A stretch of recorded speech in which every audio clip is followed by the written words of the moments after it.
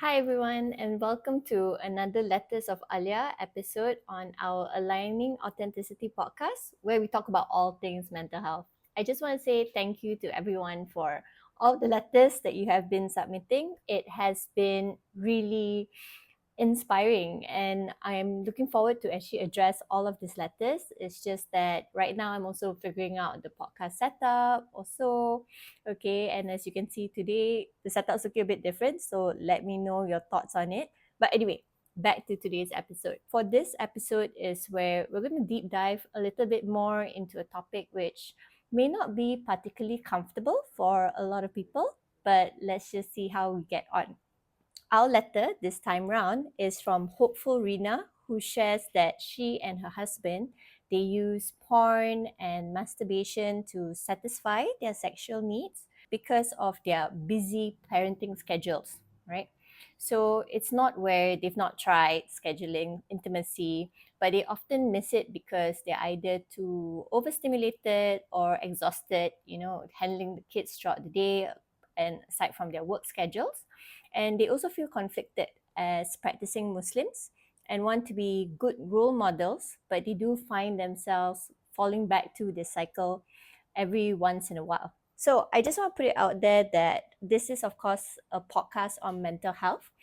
There might be certain parts which I address a little bit more on spirituality or so, okay? But it still remains that this is a judgment-free discussion that we're going to be having. I'm here to also help provide some perspectives about what they're kind of going through. And so, what we're going to do in this episode is understand firstly, why does this cycle happen?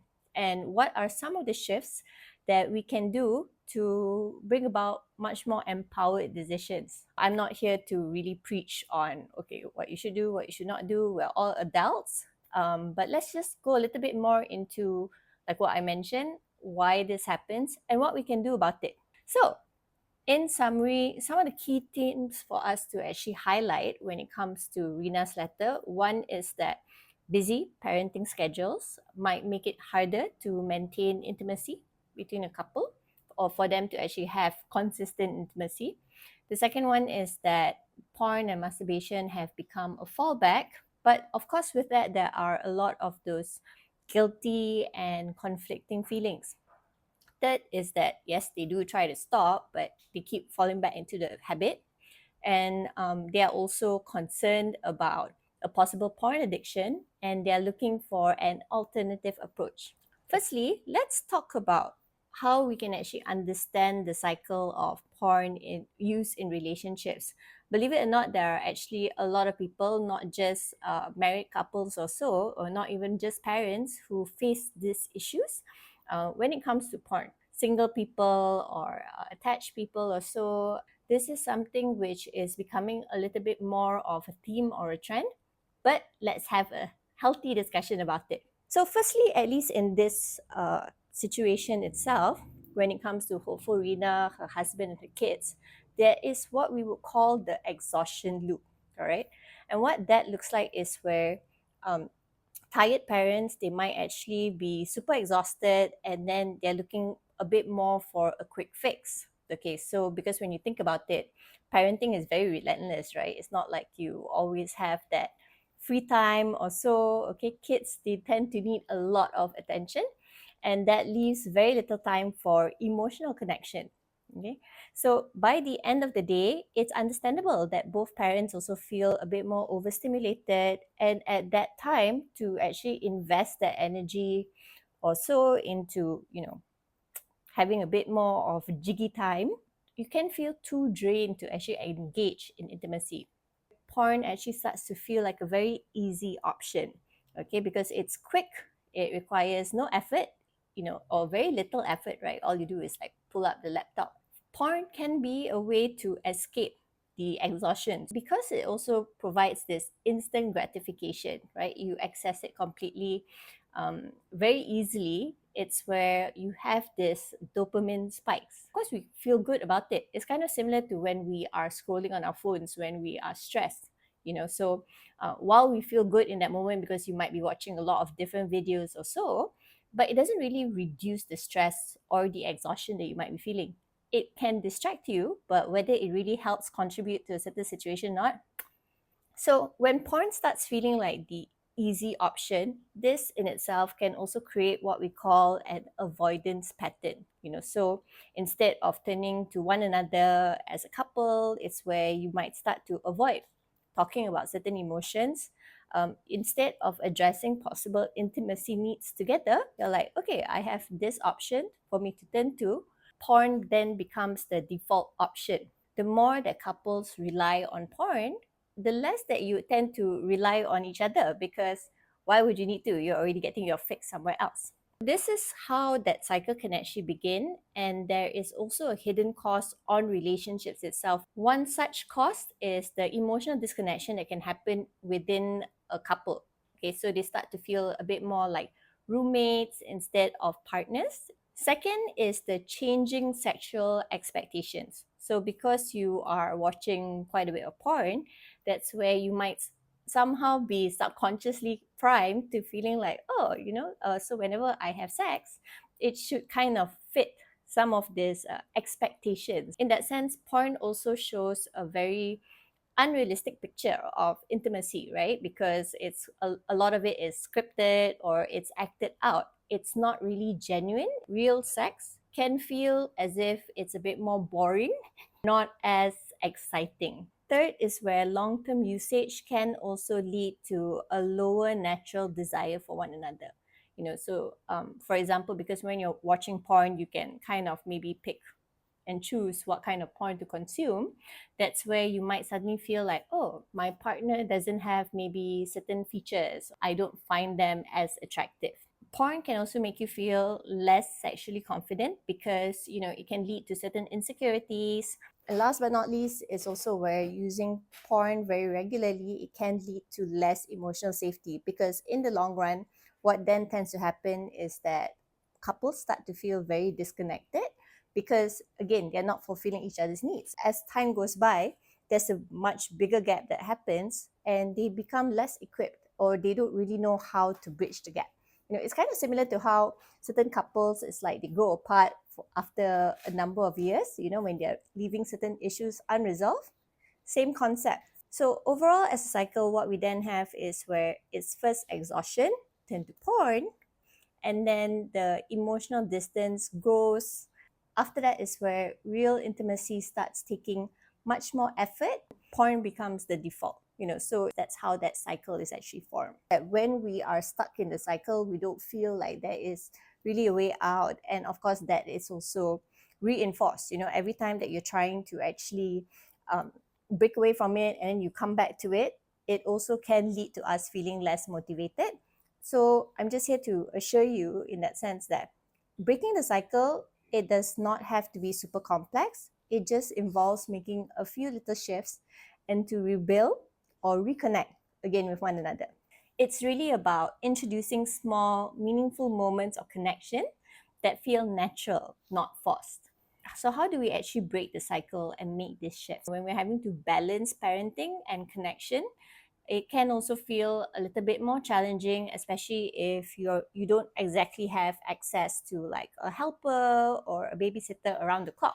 One of the things that we can do is actually rethink what alone time looks like. Like for example, some people, they put a lot of focus on, okay, let's have date night or so. It could also just be small moments of connection.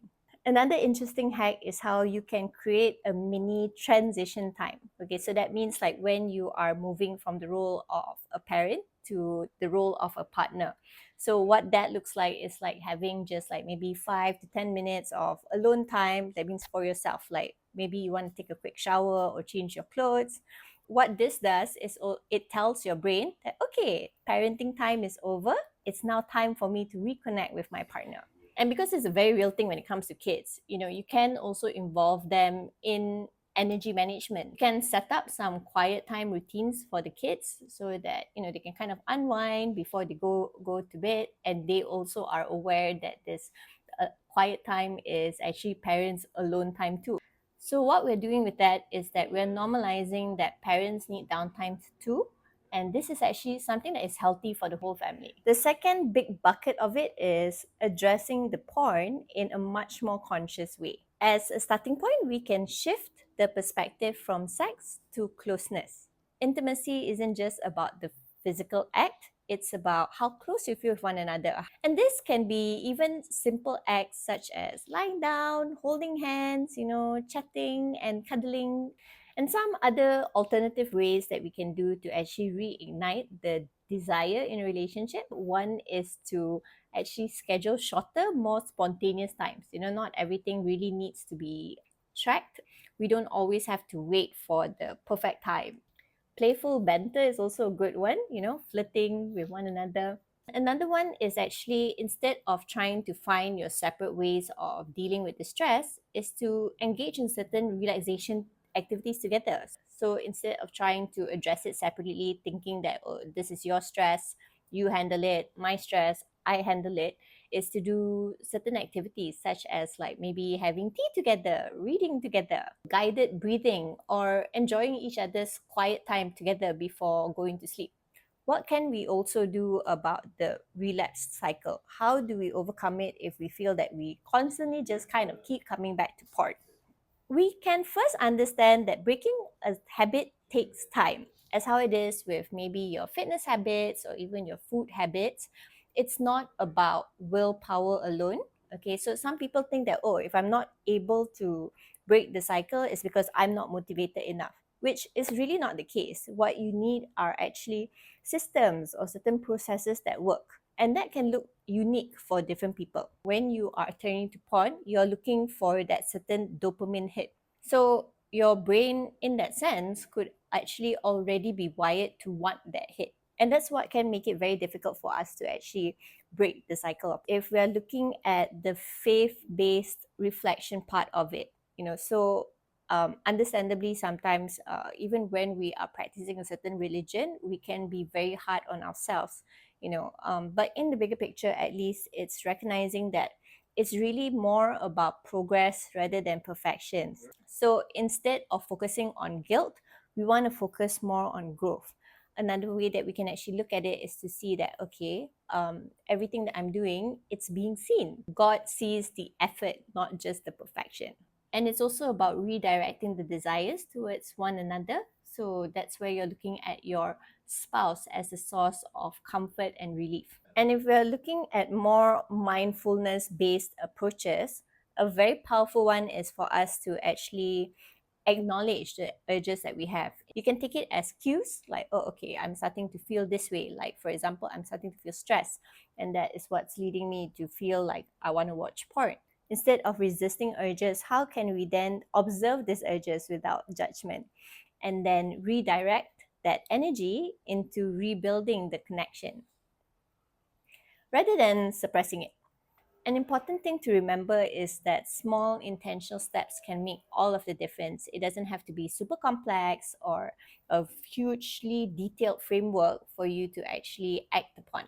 So we want to focus more on presence rather than pressure. Another way for us to also look at it is that true intimacy isn't about having more energy. And that may not always be possible, with everything that's going on with our lives. But how can we actually channel the little energy that we have in a way that is different and is more meaningful? It's something that helps the both of you. It's about using the little energy that you have differently. I know it has not been easy, but I also view it as a very good learning opportunity for you to, understand your partner a little bit more, for the both of you to actually collaborate better together and find the solution together rather than thinking that it's something which you have to do separately. I'd encourage you to try one small shift this week, whether it's like flirting a little bit more, enjoying a little bit more of that quiet time together, or trying to implement a little bit of that quiet time routine for your kids, and let's see how it goes. A very important thing to remember is that how you're feeling is completely understandable, and I really thank you for being very open about your situation. If a relapse has happened, remember to just redirect that focus to reconnecting and building your relationship together. Okay, so I hope this was helpful, and do let me know how it goes. And I wish you all the best, Hopeful Rina. And for everyone else who is listening, if you have enjoyed the content, do let me know in the comments, or like, comment, subscribe, share it with your friends. Let me know your experiences. Keep those letters coming, and I'll see you in the next one.